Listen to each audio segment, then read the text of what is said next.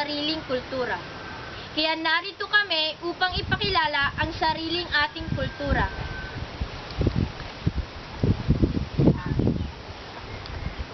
Bag nga aldaw kanyayo amin.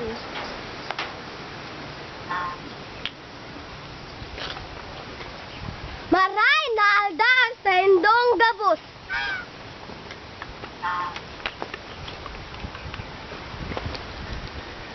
Naimbag nga aldaw kanyayo amin.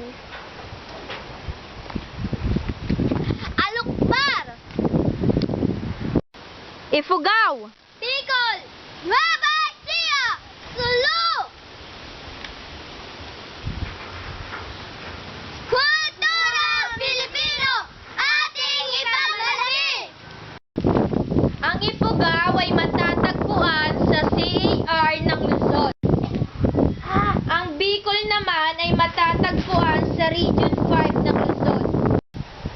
Ang mga taga-Ifugao ay nagtatanim ng mga palay.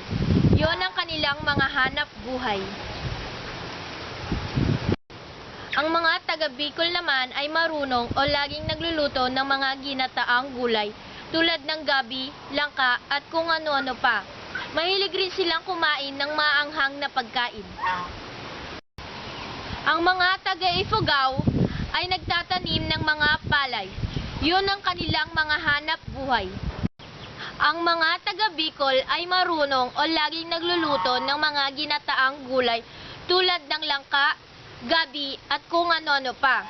Mahilig rin silang kumain ng maanghang na pagkain.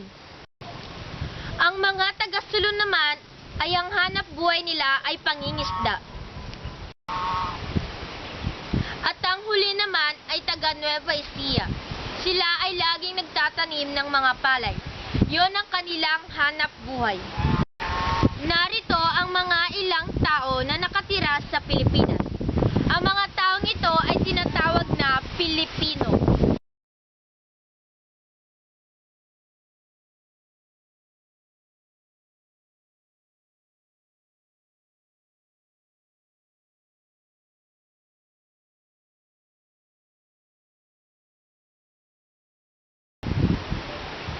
Kung ang mga ibang bansa ay mayroong magagandang tanawin, siyempre ang mga Pilipinas ay mayroon din. Ang una ay Banawe Rice Terraces.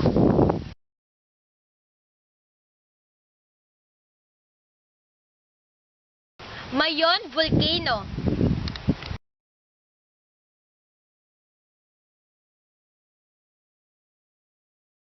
At ang huli ay Burol.